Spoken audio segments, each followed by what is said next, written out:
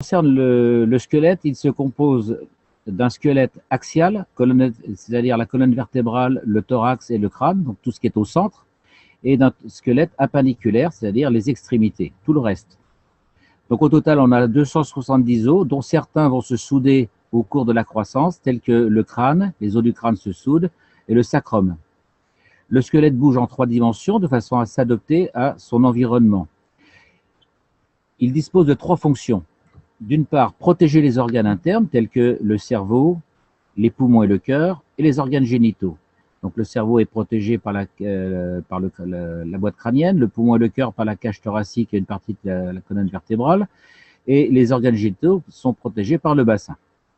La densité et la résistance se fait sous la forme d'un profilé en nid d'abeille, un petit peu comme les cartons d'emballage où des barres de métal en profilé sont plus résistantes qu'une simple lame de métal.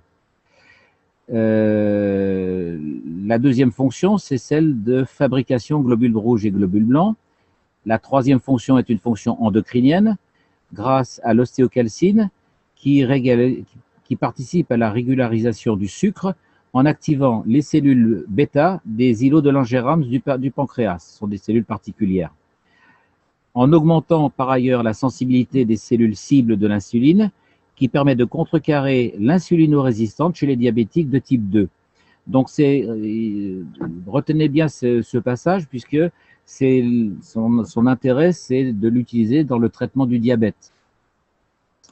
Les os sont liés au métabolisme d'une part du calcium, du fer, par l'intermédiaire de la ferritine, et ils sont constitués de calcium, de fer, de sulfate de chondroïtine, on l'a vu la dernière fois, d'hydroxyapatite, qui elle-même est composée de calcium, phosphore, oxygène et hydrogène. Quant au sulfate de chondroïtine, dont j'ai parlé en premier, il est composé de sucre, d'oxygène et de carbone.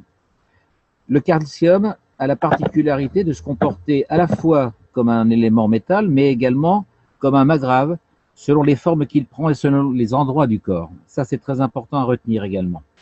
Les os, vus en coupe, ressemblent en fait à 2 bobines avec une balle de ping-pong au centre. Le périoste sera la bobine externe, l'os spongieux sera la bobine interne et la balle intérieure sera la moelle épinière.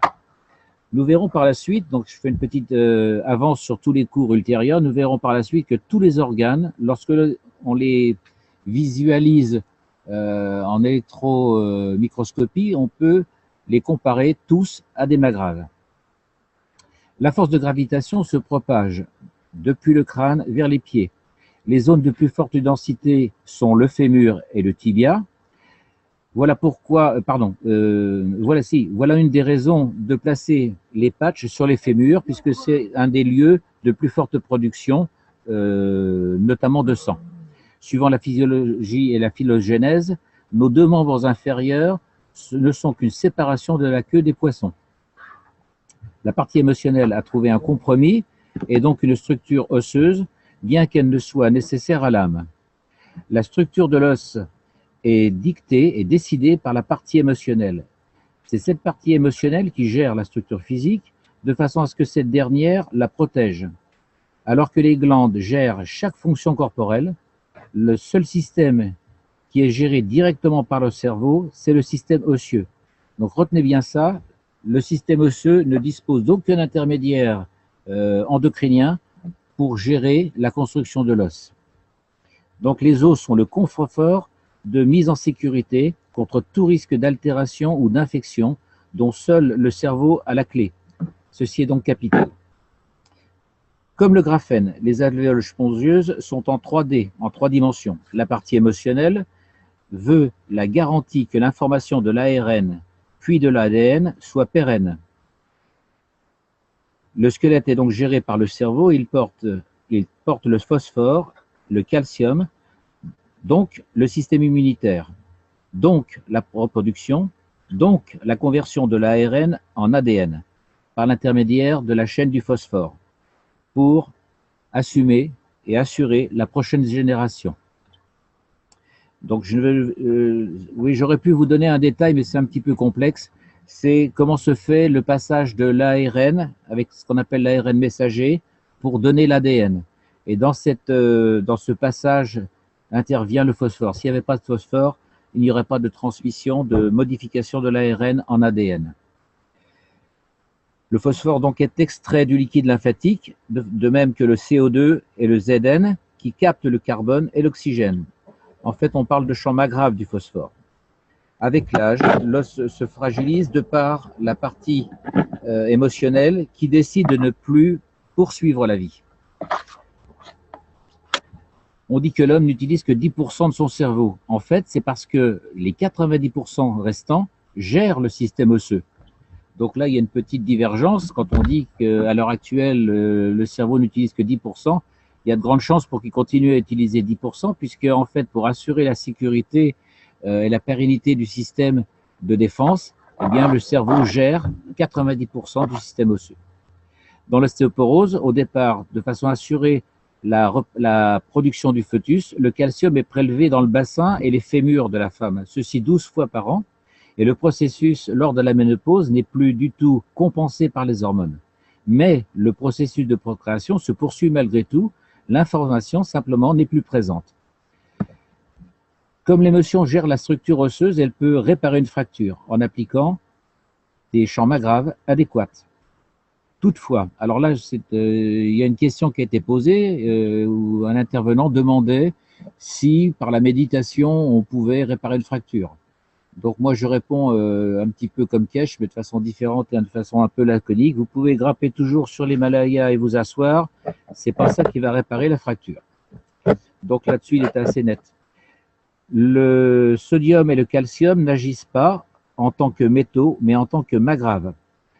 Le processus de création est basé sur la radioactivité. Donc, quand il parle de la création, c'est la création d'un fœtus. De façon à élaborer un fœtus, il faut une énergie, et sans la radioactivité, il n'y aurait pas de vie. Toutes les personnes contaminées, d'ailleurs à Fukushima, ne meurent pas. Donc, il y a une limite de réception à cette radioactivité. Le CO2 et le CuO font diminuer, baisser la radioactivité via l'intestin. Le corps fabrique un Gantz antidote. L'apesanteur, donc là, je résume beaucoup, il y a un moment donné où il dit que l'apesanteur n'existe nulle part. Dans les navettes spatiales, elle est en fait de 1G. Et donc là, ils nous bluffent, ils nous font une grande supercherie en disant qu'il y a un état d'apesanteur. Quand on diminue l'apesanteur, on change totalement l'environnement, comme pour l'os spongieux.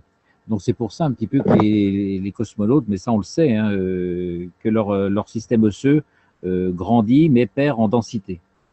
Avec le champ magrave, la pesanteur est désuète.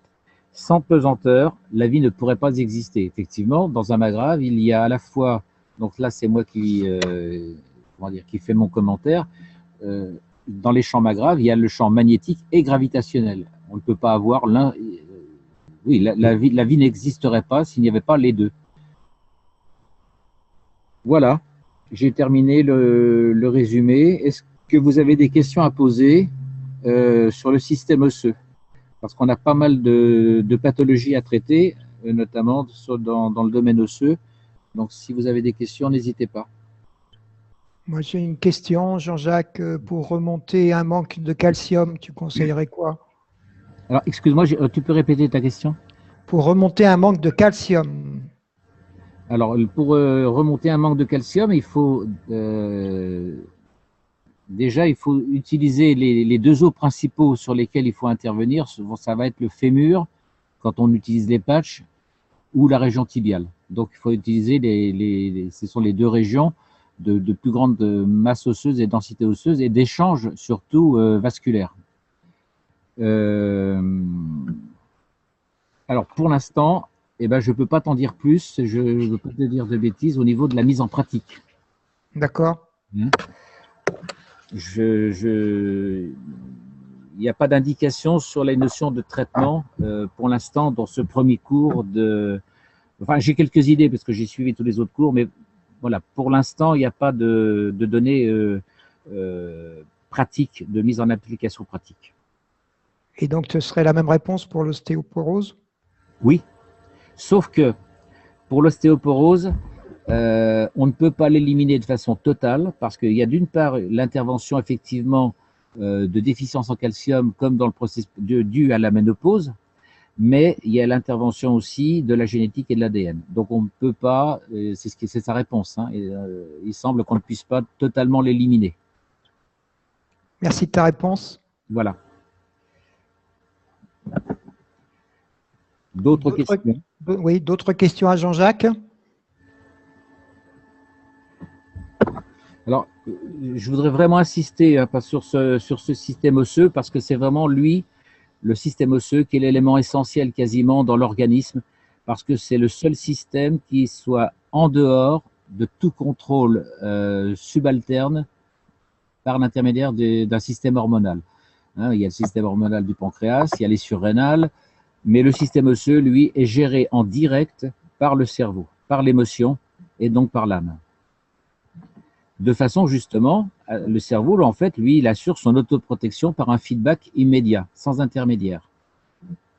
Donc il est là, le système osseux, tout au moins sur Terre, parce que si on n'était pas sur Terre, on était ailleurs, on n'aurait certainement pas besoin, ou selon les conditions dans lesquelles on a choisi de vivre, sur Terre et non pas dans l'eau, donc on a besoin d'un système osseux, et ce système osseux est là uniquement pour protéger de façon essentielle l'émotion. Donc il agit comme une carapace, il n'a pas d'autre but que ça. Donc l'émotion s'autoprotège par l'intermédiaire de tout le fonctionnement du système osseux. Donc le système osseux a une deuxième fonction, c'est une usine de conversion.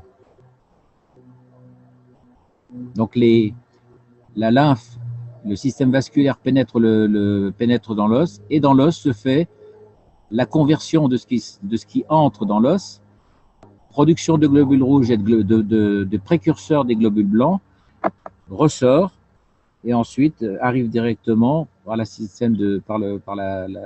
circulation cardio-respiratoire, qui est en même temps le subalterne de la zone émotionnelle, et donc ça assure le confort de l'émotion et le maintien de l'émotion centrale au niveau du cerveau. Ai-je bien répondu? Très bien.